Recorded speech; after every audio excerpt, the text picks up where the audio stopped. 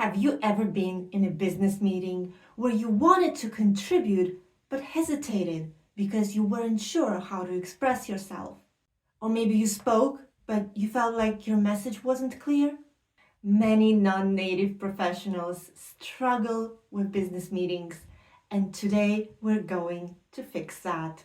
In this video, I will share the most common mistakes that non-native business professionals make in business meetings and show you what you can do to avoid them in the future so you can communicate clearly and effectively in all your English business meetings. My name is Karina and welcome to the English Meeting Room. Here, I teach you how to communicate effectively in English so that you can build your dream career in global business. If that sounds good, please subscribe to my channel so that you don't miss any of my future videos. Now, let's get to the point. Mistake number 1 is speaking too little or avoiding to speak altogether. This is why it happens. It's because you may be afraid of making mistakes when you speak in English. You lack confidence speaking in front of other people, or you're just trying to wait for the perfect time to say what you need to say. It's understandable that you want to do it well, but the truth is, if you have this habit, it's holding you back. If you don't speak up in business meetings, you may appear disengaged and lacking initiative. As you don't speak up, your expertise, your knowledge, your professionalism is not being noticed. Here is how to fix it. You can use simple phrases to jump in, to start talking. I'd like to add something here.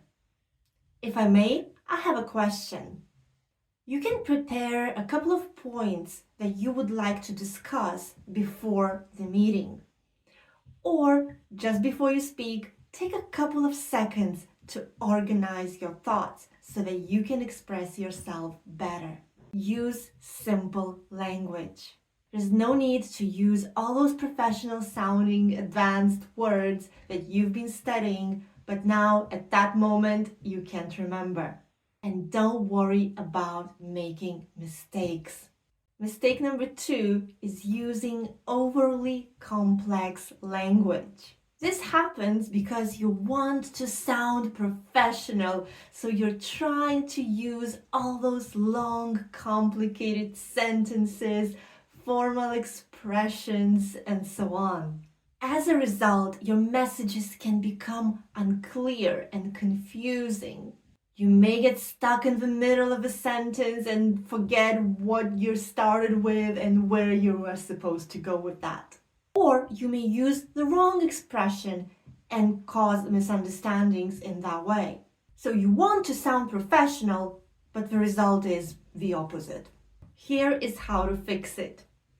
Keep it simple and direct. Instead of saying, I was just wondering whether it might be possible to discuss the budget allocation issue, you can just say, can we discuss the budget allocation?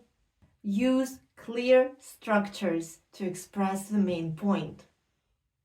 So you can say, the problem is, the solution is. Use language that you're confident about using.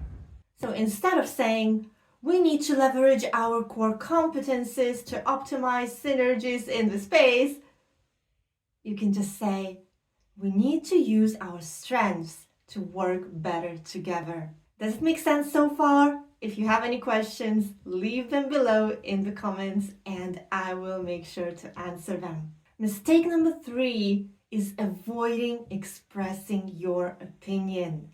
It happens because of your fear of being wrong or going against other people's opinions. There's also a cultural aspect to this. In some cultures, expressing your opinion or especially a disagreement in a business meeting is not considered a good thing. It's actually a problem because you can miss opportunities to demonstrate your expertise or show initiative. Here is how to fix it. First of all, it's important that you get used to the idea that you have to speak up in those business situations because it's important for your career development and your relationships at work. If you feel that you don't have anything particularly new or different to say on the issue, you can just say that you agree with what was expressed and just add some extra details that were not mentioned before. Now, when expressing your opinion, use some softening phrases that will make you sound polite and natural. So you can say, in my experience, I found that I see it slightly differently. Here's why. Use a clear and logical structure to present your opinion. So a good formula to follow is this: opinion, reason, examples, and conclusion. So in your third sentence, you clearly state your opinion. Then you provide a reason. You explain why you think that way. Then, if needed, provide a couple of examples to justify your opinion. And finally, conclusion. Just summarize or repeat in different words what you have already said. Mistake number 4 is not structuring your ideas clearly.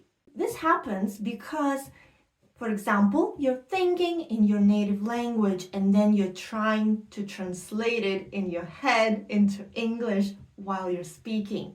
Also, when telling the events, you may be telling them chronologically, means this happened first and then this happened and then that happened. That is not always a good structure to present the whole story.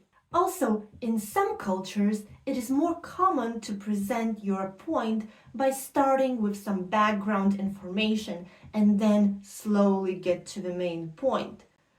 If you do that while translating into English that kind of formula pattern, then the result can be very confusing and unclear to your listeners.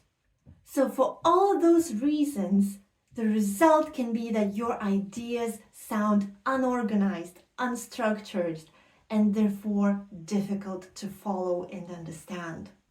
Now here is how to fix it. Use some of the simple frameworks to present your ideas. One of them is PREP. Point, reason, example, point.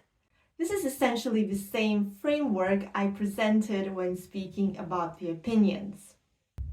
Another framework is actually called framing. This is what it means. First, you start from presenting a context.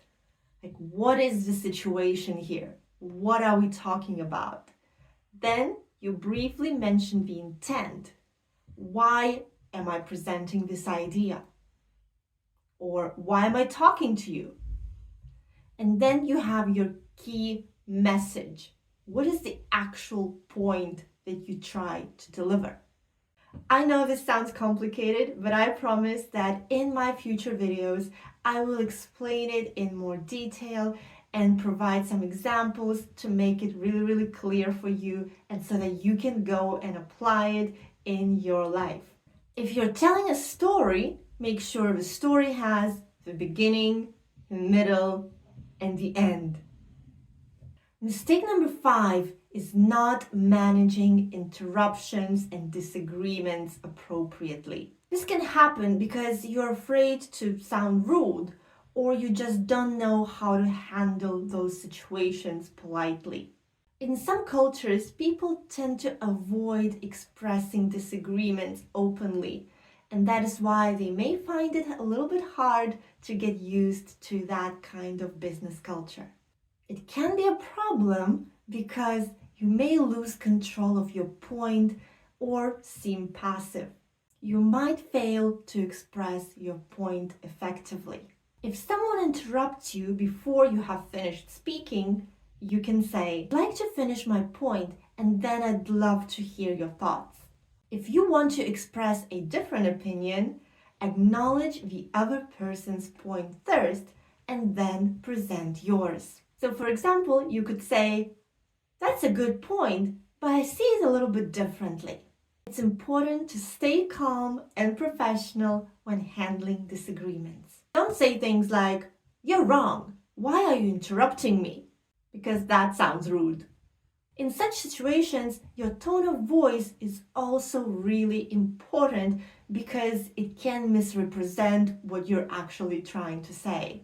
Mistake number 6 is avoiding asking questions or asking for clarification. It can happen because you don't want to seem unprepared or you don't want to interrupt others. Even when you didn't understand something, you may pretend that everything is clear because you don't have the confidence to really ask a question and clarify the information. You may feel embarrassed or insecure to do so, so you just pretend you understood everything. It's a problem because you may misunderstand important points and that can affect your job performance. Now here's how to fix it. First of all, use polite phrases to ask for clarification. So for example, you could say, "Could you clarify what you mean by?" Another good method is rephrasing what you think was said and then asking whether that was correct. So for example, you could say, "Just to make sure I understand correctly, are you saying that summarizing skills are extremely useful in those situations?" Another thing you can do is prepare a couple of questions in advance so that you feel more confident to ask them during your meetings. Mistake number 7 is not sounding confident because you're using filler words and weak language. This can happen because you feel nervous, you lack practice, you're searching for the right words, and maybe you have a habit of using certain weak sounding words or filler words. Weak sounding words like maybe, I guess, also sound like you're not completely sure you believe in what you are saying. So as a result, it is more difficult to convince others of your ideas as well. Here is how to fix it. Practice using pauses instead of filler words. So instead of saying, just pause and take a breath. Another thing, try to use strong statements instead of weak sounding phrases and words. So instead of saying, "I think maybe this could work," you could say, "I'm confident this is the right solution." Do you feel the difference? So let's recap. We talked about 7 common mistakes you may be making in English business meetings. First, staying silent. Then, avoiding expressing your opinion, using complex language, unclear structure, struggling with interruptions and disagreements, not asking questions, and weak language. If you apply the simple solutions that I have shared with you today, you can definitely start communicating more clearly and effectively with your colleagues and clients at work. Which of these mistakes have you experienced before? Please let me know in the comments. And if you found this helpful, don't forget to like this video, subscribe to my channel, and share it with any of your colleagues who might find it useful as well. See you in the next video.